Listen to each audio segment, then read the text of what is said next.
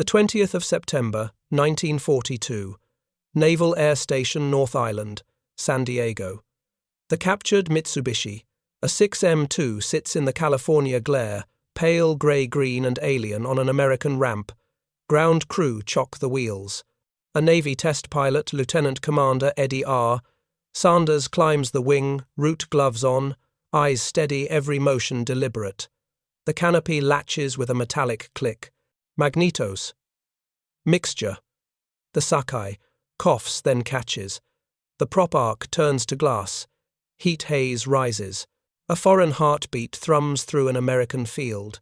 He taxis past Wildcats and early production Hellcats, heads nodding from sailors who know what this aircraft represents.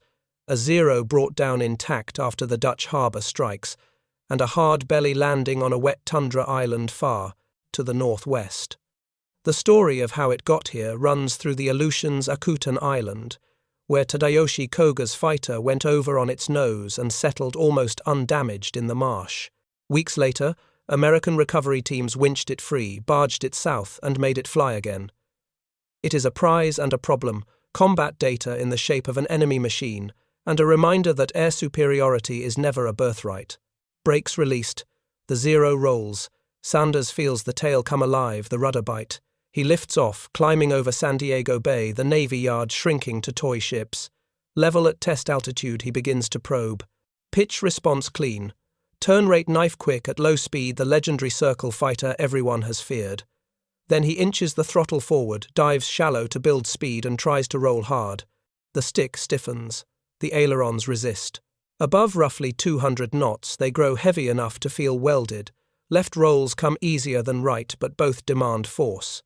He notes it twice, 3 times, comparing feel across headings and altitudes. There it is, a speed gate the Zero does not like to cross. He sets up for accelerations and pushover entries. Small control inputs, then a clean forward push. The engine coughs, stumbles, quits briefly under -G. Fuel starvation from a float-type carburetor. Recovery is immediate as the maneuver unloads, but the lesson is stark. One tactical escape, push and fall away, can reliably disrupt a Zero's engine. Another entry, same effect, a repeatable failure. Sanders writes it in his kneeboard notes with the clean, unadorned language test pilots favor exploitable. On the ground, the debrief is quiet, almost clinical. Flight 1 becomes Flight 2, then 3.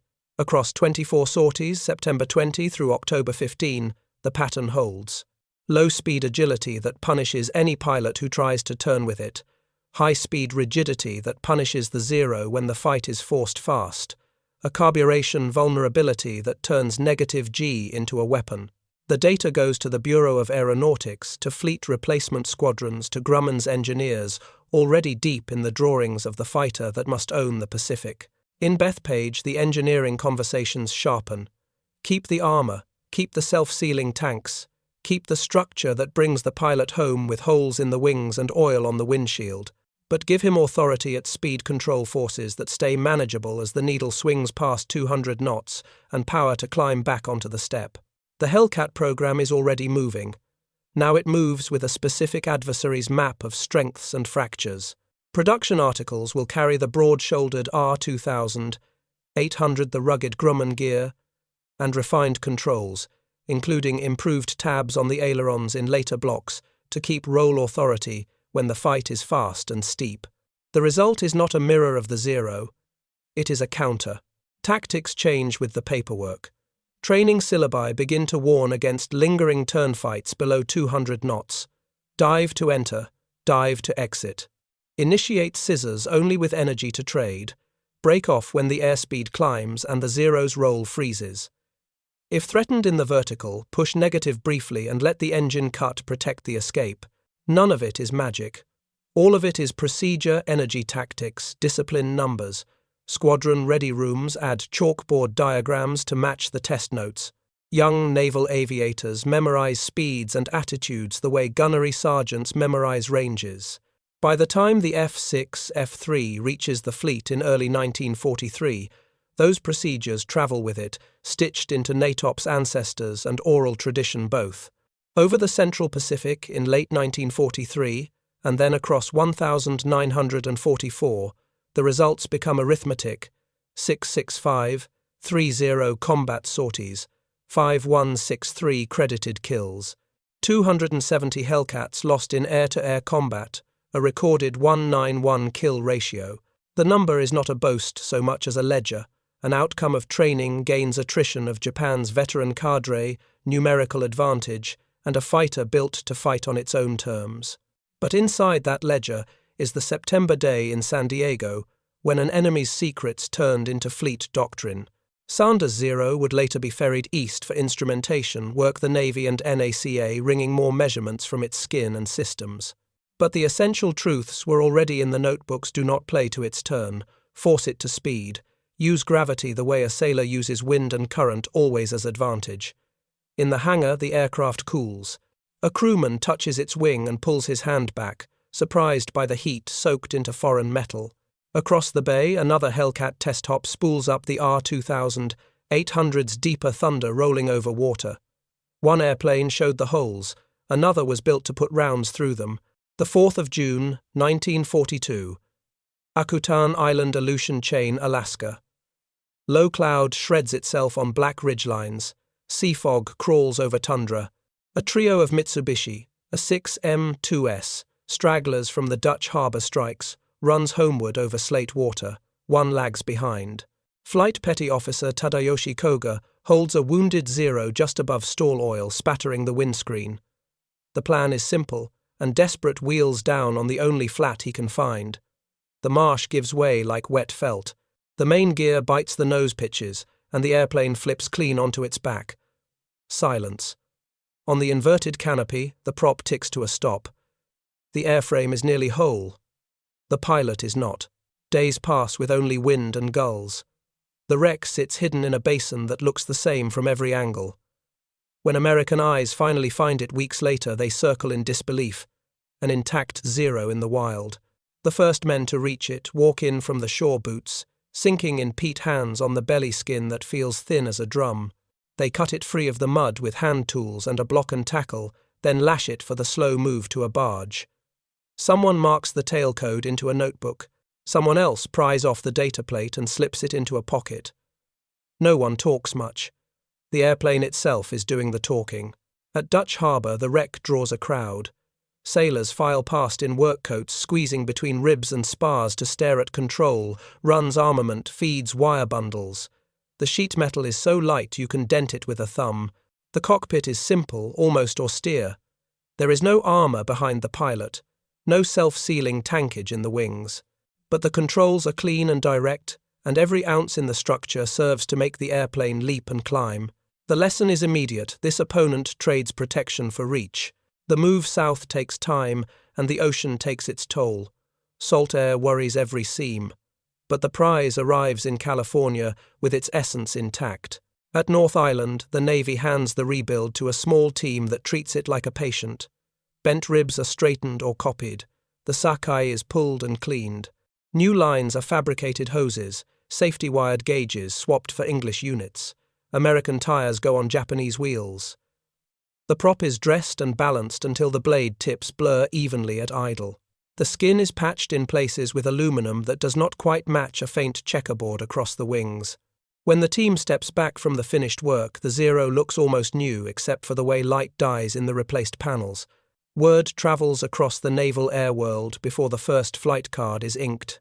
In ready rooms from San Diego to Pearl, pilots pass rumors.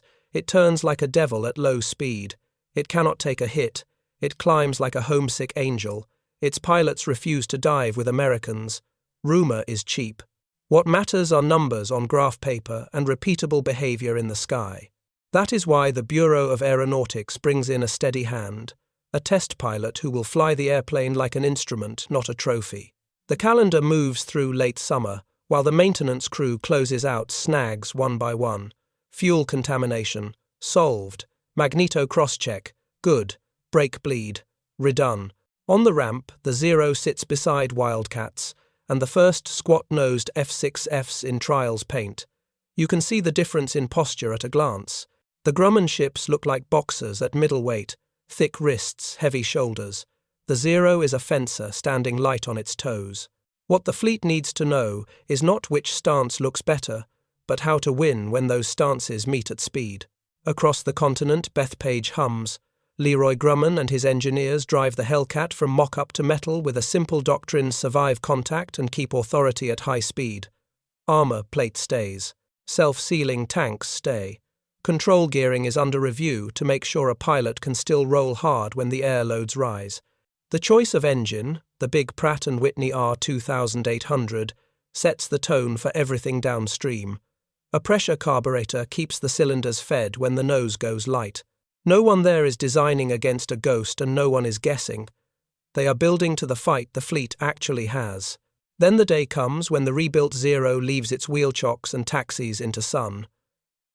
There are no speeches. A handful of officers stand by the hangar door, arms crossed, faces unreadable. A few enlisted men shade their eyes with flat palms. The pilot does not look at them. He looks at the instruments, the oil temperature, the cylinder head needles starting to climb. He checks the run-up like he would in anything else. He rolls, the tail lifts, air under the mains. The moment the gear shudders into the wells, every rumour turns into data, and every hunch turns into procedure. From the first climbs and shallow turns, what the fleet needs begins to come into focus. Not just the edges of performance, but the places where an American pilot can force the fight, where speed begins to harden the roll, where a brief push makes the engine cough, where the light structure will fold under fire that a heavier machine can shrug off. Back on the ground, the debrief notes land in folders that will be copied, briefed, and flown across oceans. The airplane that arrived out of a marsh in the Aleutians is about to change how men fight, not with legend, but with checklists and airspeeds. North Island mornings turn into a cadence of sorties. Each takeoff adds another line to the curve roll rate, plotted against speed elevator force against G, climb with and without flap sustained turn at set power. The numbers settle into a picture that pilots can fly to. Below 200 knots, the Zero knifes around the circle with almost no aileron force. Above that, the roll axis hardens as if seized. In pushover entries, the Sakai hiccups then dies long enough to make a believer out of anyone who tries it twice. The light structure that makes the airplane dance does nothing to stop a rifle caliber burst, much less a 50. The cockpit has no armor. The wing tanks are not self-sealing. Every virtue has a cost, and the costs are measurable. Paperwork moves faster than rumor. Buer distills the findings into clean language that ready rooms can teach. Never stay slow and level with a Zero. Fight in the vertical. Dive to enter. Dive to exit. If pressed, a brief push can blank his engine. Do not squander altitude for a flat, slow scissors unless you own the energy. Gunnery tables get a companion sheet that is not about bullet drop or lead, but about pacing the fight. The instructions read like checklists. Speeds. Angles. Exits. Not romance, but method. On Long Island, the engineers receive the same packets. They are already bending metal on the production, F6, F3, but the emphasis sharpens. Keep the broad shoulders armor plate heavy gear that survives deck slams, tanks that swell instead of leak fire. Refine the roll authority at high speed with tabs and gearing that keep pilot force reasonable past the 200-knot gate. Pair that with the R2800 and a pressure carburetor that does not quit when the nose dips through 0G. The goal is not to out-zero the Zero. The goal is to make speed and resilience into a weapon the other side cannot answer. Fleet squadrons convert through 1,943. Wildcats go ashore. Hellcats come aboard with manuals still smelling of ink. Instructors brief the new doctrine with chalk in their hands. Enter, high. Do not circle fight at stall margin. Drag the fight through 250 to 300 knots, where your ailerons still talk and his begin to mumble. If you lose tally and feel the nose go light under threat, a sharp push can buy a breath while his Sakai coughs. Use that second to roll and fall. Young pilots memorize the numbers as they would memorize deck signals. The talk is dry, the effect is not. Central Pacific operations turn the doctrine into arithmetic. November 1943 over Tarawa carriers launch a curtain of F6Fs that meet Zeros grim with experience but short on veteran leaders. The Americans arrive with altitude speed radios that work and a plan that keeps them out of the slow circle. Claims stack up in lopsided lines, dozens of enemy aircraft down for minimal loss, the favoured pattern, a high-side run, a rolling pull-through, then a dive to reset. The lessons from a marsh in the Aleutians show up in how often fights begin with a fast slash and end with the Hellcat still in control of where the next merge will happen. Through early 1944, the same pattern repeats over atolls that differ only in name. The airplane's shape helps big, wing for deck approach, big tail for authority, deep fuselage that soaks punishment and keeps flying. But shape alone does not write ratios. Discipline writes them. Divisions hold altitude blocks, sections keep sightlines clean, radios carry simple contracts in out reset. The enemy bleeds trained leaders that cannot be replaced at the rate a factory can stamp spar caps, and an OPNAV school can graduate new pilots. June 1944 brings the day that the fleet had been building toward since the first test card at North Island. Over the Philippine Sea, carrier groups throw hundreds of sorties into a layered defense. Long-range radar starts the clock sooner. Fighter direction officers sort intercepts with vectors that keep altitude advantage intact. Hellcats meet incoming strikes high, fast, and head-on, then carve them apart in diving passes. The nickname that day is a joke with an edge, but the mechanics underneath are the same numbers written on that kneeboard: do not go slow, do not stay flat, keep roll authority where his fades, use gravity as a tool, not a trap.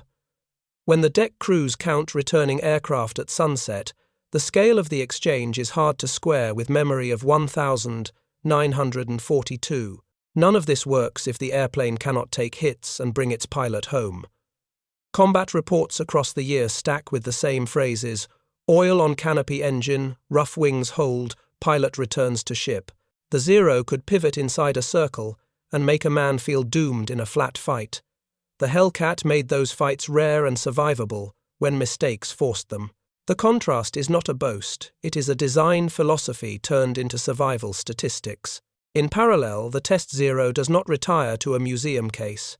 It goes east for more instrumentation, more measured runs, more plots that backstop the fleet's hard-won experience with data.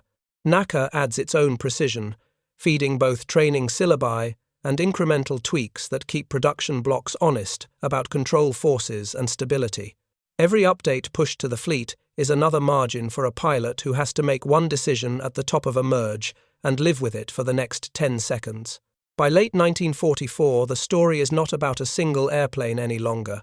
It is about a feedback loop that runs from a marsh on Akutan to a test ramp in California, from a drafting table in Bethpage to a chalkboard on a ready room bulkhead, and from there into the climb-out of a section leader who will not be. Surprised by what happens when the airspeed tape sweeps through 220, the loop is the point. One captured engine, cough under -G, becomes a fleet-wide escape hatch. One stiffness in ailerons at speed becomes a standing order to fight fast. One thin skin without armor becomes a doctrine that prizes return as much as reach. Deck crews push another F6F toward the forward elevator tires, whispering on non-skid. The catapult shuttle clanks. The hook bounces once in its track. Below the glare shield, a pilot checks boost glances at oil temperature, then at a pad where two numbers have been written so many times they might as well be stenciled 200 krs -G. He will not mention them on the radio. He will not think of them as legend. He will carry them into the first merge as quietly as a hand on a throttle, and he will come back with fuel for one more circuit of the stack. The 17th of February 1944, over Truk Lagoon. Dawn burns a pale stripe on the horizon as carrier decks turn into wind. Hellcats lift off in sections' noses, steady radios crisp with brevity codes. Far ahead, volcanic rims ring a harbour stuffed with shipping and anchored warships. Intercepts rise from the islands, Zeros climbing in thin, ragged pairs. The first merge happens high and fast. The American sections hold altitude blocks like shelves in the sky, dive in sequence, fire at short range, and pull through into the sun. When a defender tries to follow with a flat turn, the pursuer refuses. The invitation stays fast, resets above 250 knots, and comes back down at a new angle. The pattern looks simple from a distance. Inside a canopy, it feels like discipline hammered into muscle. When the last section egresses, bombers and torpedo planes move through a broken screen. On strike debrief, the notes read the way the chalkboards promised hard into the pass. No lingering roll authority held past the gate where the Zero's ailerons go heavy, exits clean. Spring pushes the fleet west. Atolls change names, the map does not change its demands. Maintenance crews on flight decks trace bullet holes with greasy fingers and sign off airframes that look too tired to fly but do. Pilots learn the weight of the R-2800's throttle detent and the exact feel of a 50 bursting pattern through a gun sight at 200 yards. When they talk about their aircraft at night under red lights, they talk about survivability, more than speed, armor plate that keeps a back alive, tanks that go puffy and dark, instead of bright and lethal wings that soak punishment and still pull. The enemy's fighter remains light and quick at the bottom of the envelope. The method remains to keep the fight away from that floor. The 19th of June, 1944, Philippine Sea. Radar scopes bloom early range lines ticking outward as contacts build. Fighter direction officers work vectors with grease pens and headsets, folding altitude calls into a plan that feeds Hellcats into the first wave before the merge. The intercepts are layered high cover, mid cover, low barrier, and the radios carry short contracts that pilots have learned to trust. Angels 2 to 4, turn right 3 to 0, commit. What happens after commit follows the same arithmetic that came off a San Diego kneeboard: do not go slow. Hold roll authority where his fades. Use gravity the way a deck officer uses wind over the bow. The incoming raids fracture into knots of fights that are short and angled. Many end with the Hellcat already rolling out into a reset, while the defender tries to twist inside a circle that never really formed. When the last returning fighter hits the wires, the numbers do not feel real to men who remember 1942. They are real enough for the enemy's carrier air arm, which will not recover from what it lost in those hours. On Long Island, factories hum through that summer, at a tempo that means the front line never has to choose between flying and cannibalizing. Bethpage turns out blocks with incremental refinements to controls and systems, the small changes that ensure a pilot's hands feel the same force at speed from one airplane to the next. Training commands keep pace. At Jacksonville and Glenview and Corpus Christi, instructors draw the same diagrams as squadron leaders at sea, and students fly the same merges that their future section leaders will call in combat. The loop is tight now. Test, teach, fight, measure, adjust, repeat. Autumn 1944 Formosa, then the approaches to Leyte. The adversary still has men willing to climb and fight, but fewer leaders who can set tempo. Intercepts show more head-on charges and fewer coordinated ambushes. In those collisions, construction choices matter. A Hellcat can absorb the first lucky fragments and remain a weapon. A Zero that takes a short burst in the wrong place, loses control, or catches fire. Reports from returning pilots echo with the same phrases: controls heavy but responsive at high indicated airspeeds, engine rough but running, pilot unhurt. More than one aircraft lands aboard with flak holes stitched through a wing and aileron, and the pilot's only concern in the pattern is deck traffic. In ready rooms, the tone stays dry. No one says invincible. The notes warn against every corner case. The test pilots wrote down, do not yank the stick into a low, flat fight because the sight picture looks tempting. Do not run a scissors to the deck against a fresh opponent. Do not trade altitude for a fleeting deflection that will leave you slow. Section leaders enforce spacing and sight lines with a kind of impatience that keeps people alive. When a green pilot breaks the pattern and wins by luck, the debrief praises the trigger control and punishes the decision. The airplane gives margins. Doctrine keeps them. The captured Zero that started the loop does not fade from view. In instrumented runs back east, it yields plots that align almost perfectly with what fleet pilots feel in their bones. Engineers do not sentimentalize it. They read forces and moments and feed those into drawings and production orders. There is respect for an opponent who built a machine so light it could outclimb and outturn anything at low speed. There is no desire to copy it. The path chosen is to make energy management, durability, and control at speed into a package that fits carrier decks and the demands of a long war. By year's end, The men who strap into Hellcats carry a private ledger in their heads, names of friends who did not return in earlier aircraft, names of men who did return because a wing kept lifting and a canopy kept its shape after hits that should have cut them in half.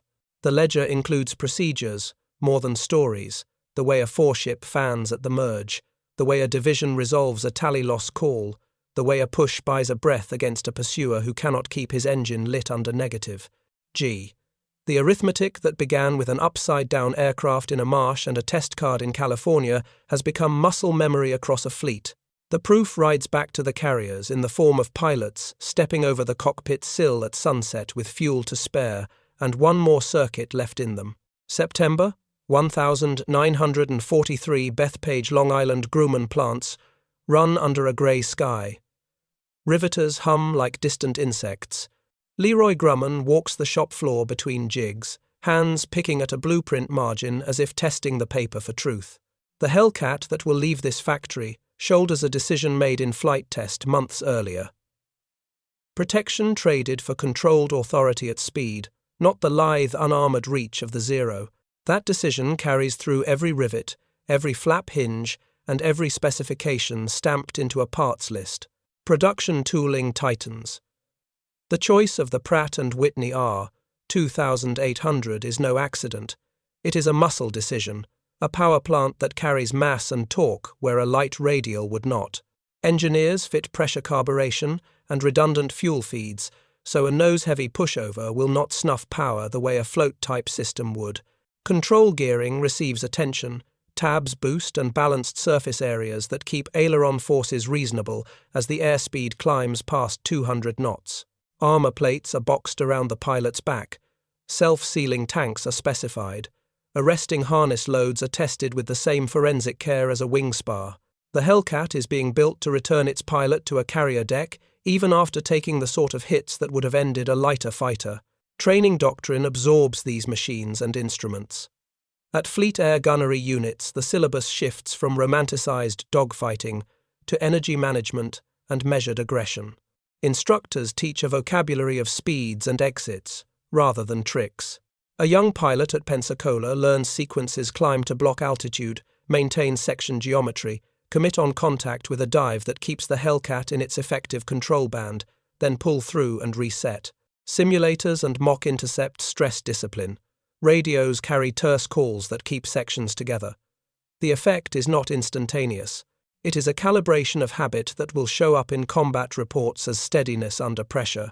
Combat converts theory into ledger entries. November 1943 Tarawa Lagoon night launches and dawn returns fill decks with men who have done the simple arithmetic of survival and violence. Hellcats fly into defenders who still prefer low-speed turning contests. The American sections do not oblige. They keep speed trade altitude for bursts and reset into fresh attacks. Reports from the air and from the after-action rooms read like a single sentence repeated in different hands: hits returns aircrew safe. The enemy's fighter often falls in spirals where a heavier aircraft would have felt the shot and stayed flying. Men emerge from these fights with names that become shorthand for both skill and method. Commander David McCampbell stands out. His claims and tactics are the stuff of squadron briefings, energy work, patient positioning, and a quickness with the throttle that turns advantage into tally. He flies with a calm that is also training made visible. Other names follow not because one man changes design or doctrine, but because many men applied the same procedures consistently and then measured the result. Instrumented runs continue to refine what pilots feel in their spines. NACA teams, plot forces and moments. Bureau of Aeronautics analysts turn anecdote into requirement. Small changes go into later production blocks, adjusted gearing, altered tab areas, minor stiffening where control surfaces show flutter margins. Factories incorporate these as production notes. Squadrons pass them among themselves as oral traditions and briefed checklists. The loop tightens, test data informs production. Production delivers aircraft to training. Training shapes combat. Combat feeds back to test centers. June 1944. The Philippine Sea radar nets and fighter direction officers orchestrate what had long been practiced in practice flights. Vectors place Hellcats high and fast. Intercepts snap into a sequence that emphasizes the aircraft's strengths and minimizes its exposure to the Zero's sweet spots. When the enemy tries to hold a flat turning fight, American sections refuse the geometry trade altitude for dive energy and reset on new angles. The result is attrition that favors the carrier air arm, with greater numbers, more rugged airframes, and procedural discipline. Claims for that day read stark. The tactical logic behind them is a chain of decisions stretching back to a marsh in the Aleutians and a test pilot's notebook. Survivability shows up in unexpected places. Deck crews report aircraft that return with heavy damage, yet land controllably. Flight surgeons tally wounds and note that armor and tank choices kept crews from burning. Maintenance logs reveal frames brought back from the brink that can be reworked and flown again. That operational resilience is a force multiplier. Planes that survive to fly another mission are as important as planes that never face bullets at all. By late 1944, the combination of production-scale doctrinal clarity and a continuous test-teach-fight loop produces measurable outcomes across the theater. Carrier groups rotating through the line show a consistency in procedures that turns engagement geometry from gamble to expectation. The captured Zero that began the loop is no longer a curiosity. It is a measured case study whose fingerprints can be found across manuals, flight cards, and carrier debriefs. The impact is practical and narrow. It refines tactics, informs design tweaks, and contributes to an air campaign executed with calculation rather than improvisation. The ledger kept at squadron headquarters is blunt and steady. It lists sorties, flown claims, filed, and losses taken. It does not attribute victory to a single machine or a single man. Instead, it shows a system maturing industry and engineering matching operations, training and tactics aligning with aircraft capabilities, leadership enforcing discipline in the moment. The artifact in a museum case would be only a symbol. The operational truth is the repeated sequence of test adaptation and disciplined application across hundreds of crews and thousands of flights. January 1945 Luzon approaches. Task Force 38 rides a slate sea as pre-dawn launches turn carriers into metronomes of motion. Hellcats in gloss sea blue climb into a cold layer, canopies frosting at the edges before the vents clear. The radios carry calm voices to altitude blocks high cover with divisions, stepped at Angels 2-4 and 2-6, mid-cover at 2-0 barrier low over the beachhead. Intercepts rise from Clark and Nichols, a mix of veterans and hurried trainees in older airframes. The first passes are short and brutal. The American fighters refuse every invitation to slow. They cross high roll hard, while the ailerons still speak cleanly past 200 knots, fire at close range and exit downhill. When a pursuer tries to hang on the tail with a flat, pull a brief negative push buys a breath while his engine hiccups. The Hellcat is already rolling away into fresh sky. February 16. 1719-4, 5 strikes over the Tokyo plain. Weather breaks just enough to thread valleys of cloud. Fighter direction officers in crowded CICs work vector math with grease pencils putting cover over Essex Bunker Hill Enterprise Lexington. On ingress, the Hellcats follow contracts that had been drilled for a year / attacks against climbing interceptors, no turning duels below the band where roll stiffness starts to punish impatience. AAA bursts mark the edges of industrial wards. Pilots feel fragments chatter against skins and keep flying. The aircraft come back oil-slicked and pitted, but they come back. Deck crews count holes and sign the returns into the log with short notes about self-sealing tanks and armor plates that earned their weight again. March 1945 Iwo Jima, in the rearview Okinawa ahead. The fighter's role broadens without losing its core. F6, F5 seconds take on fighter-bomber tasks between CAP cycles, hauling bombs and HVARs against airfields and picket positions, then climbing back to altitude to meet incoming raids. The opponents now include more desperate profiles, head-on charges, last-ditch climbing turns, and increasingly pilots who do not intend to come home. CAP doctrine adjusts. Sections keep their speed and geometry through the first merge press shots only when exits remain clean, and hand off threats down the altitude stack rather than chasing them into slow corners. The procedures read dry on paper and feel surgical in the air. The squadron board keeps a running tally that looks like a factory's output sheet: sorties, intercepts, returns. Across spring, the quality of the opposing formations frays. Experienced leaders are scarce. Coordination suffers. In those gaps, construction choices matter as much as tactics. Hellcats absorb initial fragments and keep the cockpit intact. Control forces stay readable at speeds where the opponent's ailerons begin to harden. Engines keep breathing through abrupt nose-down corrections. The airframe's temperament under fire becomes a second kind of weapon. It lets pilots commit to decisive geometry without a constant fear that a glancing hit will turn the next pull into a tumble. Individual exploits become shorthand for method rather than myth.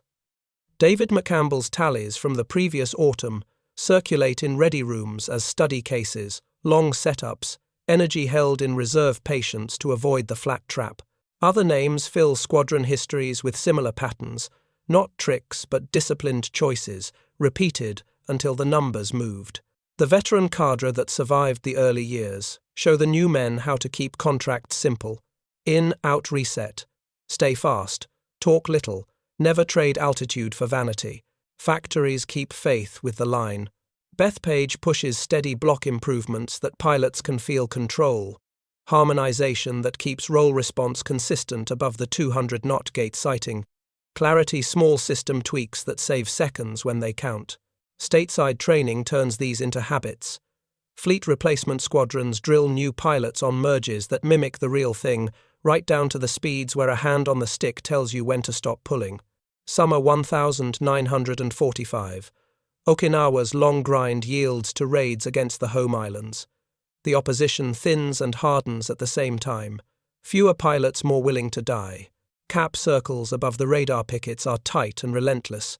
When the call comes, sections descend, in order take short shots and climb back on contract, leaving barriers intact. The arithmetic remains in the American favor numbers fuel procedures, a fighter that remains controllable and alive under loads and damage that would break a lighter airframe.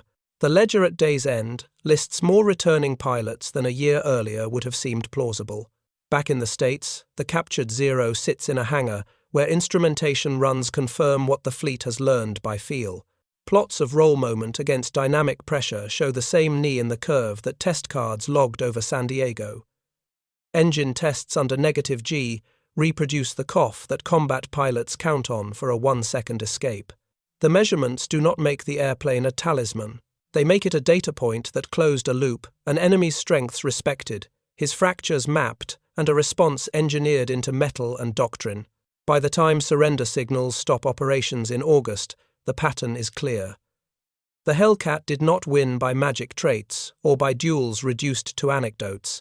It won by making speed and resilience into policy, and by teaching that policy until it became reflex.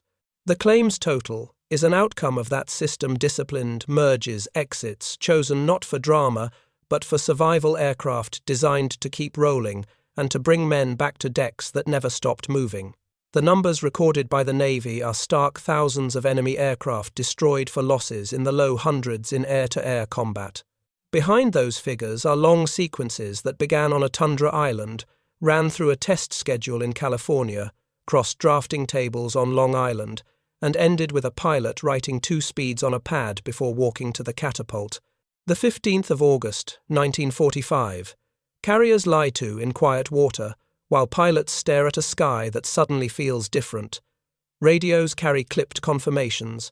Operations boards freeze where they are. Men who expected to launch at dawn stand down and find themselves with nothing to do but think. The arithmetic of the last 2 years sits in ready rooms and logbooks, thousands of sorties, a pattern of merges that favored speed and altitude, airframes that stayed controllable when hit, and a loop of test-teach fight that never really paused.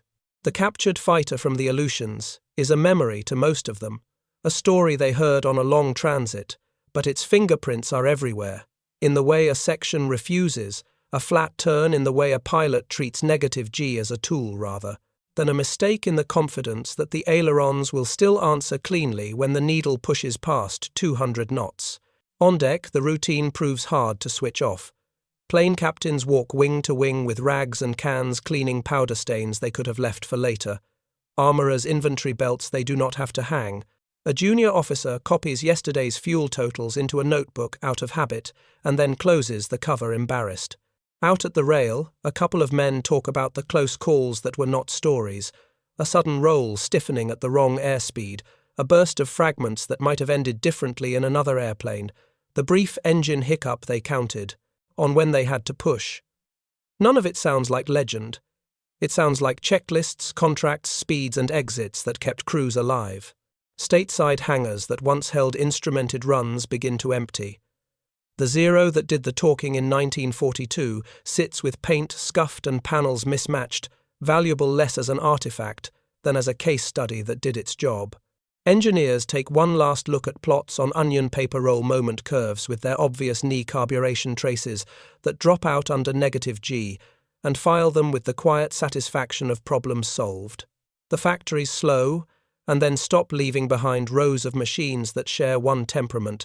They favour the pilot who keeps energy, who thinks in altitude and speed, who fights angles rather than circles. That temperament did not arrive by chance. It was chosen, then taught. In squadron offices, men write letters that avoided being written for months.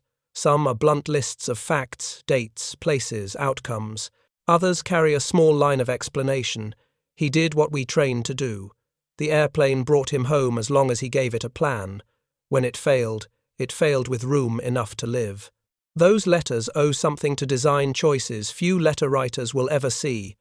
Armor plates that weighed as much as a man, tanks that went dark when they were hit, control gearing tuned so that a heavy fighter still spoke clearly at high speed. They also owe something to the day a test pilot noted 2 items on a knee board, numbers that turned into doctrine.